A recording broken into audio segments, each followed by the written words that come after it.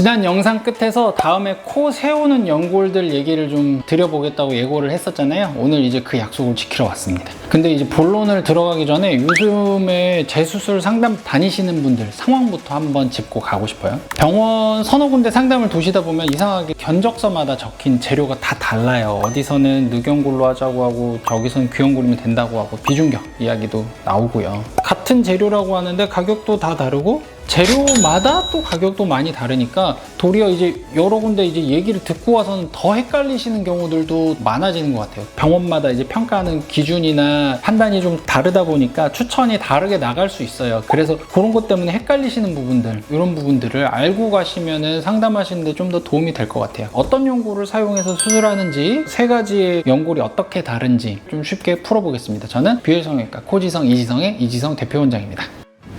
먼저 결론부터 말씀드릴게요. 코를 세우는 재료는 무조건 뭐가 제일 좋다가 아니고 자리마다 쓰는 게 좀 다르거든요. 예시를 들자면 집을 지을 때 기둥, 프레임 이런 거랑 마감 재료랑 같은 걸로 안 쓰잖아요. 기둥은 튼튼한 걸 써야 되고 또 벽지나 마감은 부드럽고 예쁘게 떨어지는 걸 쓰니까. 코도 똑같아요. 아래 기둥에서 딱 받쳐주는 거는 가장 튼튼한 축이 필요하니까 기둥은 단단한 늑연골로 세우는 걸 전 개인적으로 좀 선호하는 편이고, 그 다음 코끝 모양을 약간은 동그랗게 마감하는 게 최근 또 추세인 것 같아요. 그래서 코끝을 좀 더 섬세하고 부드럽게 마무리하는 마감에는 귀연골이나 또는 비중격은 부드럽게 살짝 다지면은 곡선을 만들어주는 효과도 좋거든요. 그래서 비중격, 귀연골도 코끝에 사용하는 걸 저는 선호하는 편입니다. 그리고 콧대 위쪽으로 라인을 만들 때는 실리콘 모형물이 가장 이제 매끈하게 나오니까 흔히 쓰는 경우이다, 이렇게 보시면 돼요. 이렇게 역할 분담을 하고 나면 어디에서 설명한 견적서가 어떤 것 때문에 이렇게 설명되었느냐 좀 더 이해하기가 편하실 거예요. 그럼 하나씩 한번 볼게요. 먼저 이제 비중격 연골. 첫 코 성형할 때는 이 비중격 연골을 쓰는 게 거의 이제 기본이라고 보시면 돼요. 내 코 안에서 수술 과정 중에 바로 꺼내 쓸 수 있잖아요. 그래서 따로 어디에 절개선을 내지 않아도 되는 장점이 있고 사용 용도가 굉장히 좋습니다. 그런데 이제 하나의 아쉬운 점은 양이 정해져 있어요. 계속 무한정 쓸 수 있으면 좋은데 첫 수술 때 썼다 그러면 그 다음엔 사실 남는 게 별로 없어요. 자, 그 다음 귀연골. 보시는 바와 같이 부드럽게 움직여지고 촉감이 말랑말랑하기 때문에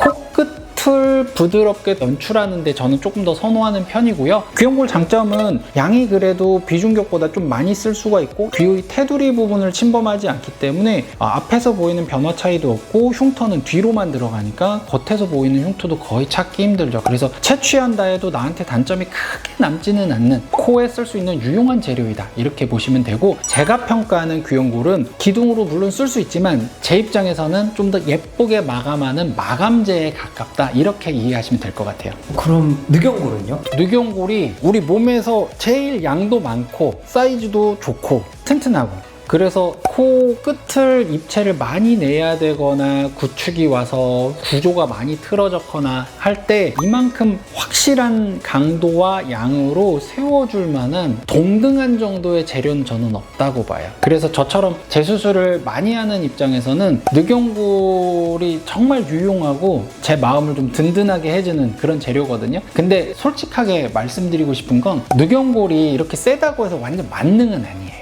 이게 어떤 단점들이 있냐면 곡선을 이루면서 가는 이 연골의 특성상 채취하고 나서 다듬어 냈을 때 시간이 지나면서 결대로 조금 휘려는 성질들이 좀 생기고 그 연골의 편차가 그래도 조금 있는 편이에요. 저는 채취할 때는 조금 더 양을 충분하게 뗀 다음에 그 중에서 슬라이스를 내고 그 중에 가장 상태 좋고 방향 유지가 잘 되고 휨이 적은 애들 위주로 사용을 하고 있고, 반대로 이 휘는 성질을 조금 이용해서 코끝 축이 휘어있는 분을 반대로 보정해서 좀 맞추기도 하고, 늑연골이 어찌 보면 이런 휨 때문에 사용하기 조금 까다로운 성질은 있지만 반대로 그걸 이용해서 또 얻을 수 있는 장점들도 있어요. 그래서 이거는 늑을 좀 많이 써봤을 때 노하우 같은 면이다, 그렇게 보시면 될 것 같고, 또 단점, 이 부분에 내 연골을 떼니까 아무래도 통증이 많이들 걱정하시는 부분이기는 해요. 근데 여쭤보면 한 10명 중 8명은 생각보다는 많이 괜찮았다고 하세요. 최대한 통증을 좀 줄이기 위해서 절개를 할 때도 절개 사이즈도 좀 최소화하려고 노력하고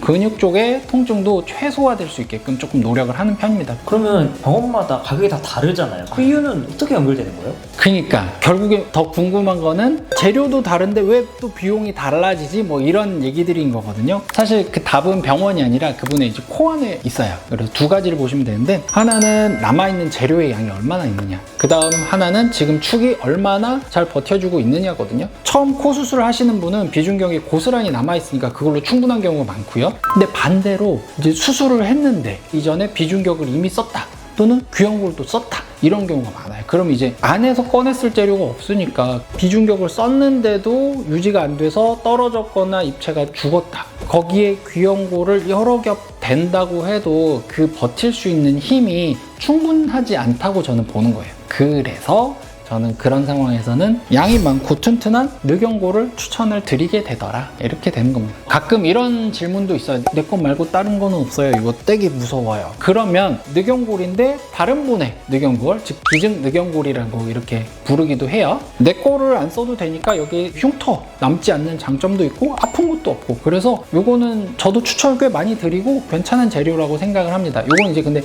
케이스마다 조금 따져볼 게 있고, 내 연골 어떤 걸 쓸 거냐에 대한 주제였으니까 기증 늑연골은 다음에 또 따로 풀어서 이야기를 드려볼게요. 오늘은 내 몸에서 나온 자가연골, 늑연골, 비중격연골, 귀연골 각자 역할이 다르다, 요거 하나만 챙겨가셔도 충분할 것 같습니다. 혹시 지금 여러 곳에서 이제 상담을 받고 뭘 어떻게 선택해야 될지 고민 중이라면 어떤 점이 제일 헷갈리시는지 댓글로 좀 남겨주세요. 많이 나오는 고민들은 제가 또 다음 영상에서 하나씩 직접 다뤄보겠습니다. 채널 구독 눌러두시면 새 영상이 올라올 때 놓치지 않으실 거예요. 앞으로도 마음이 좀 더 편해지는 얘기로 채워가 보겠습니다. 저는 지금까지 비율 성형외과 이진성 대표 원장이었습니다. 감사합니다.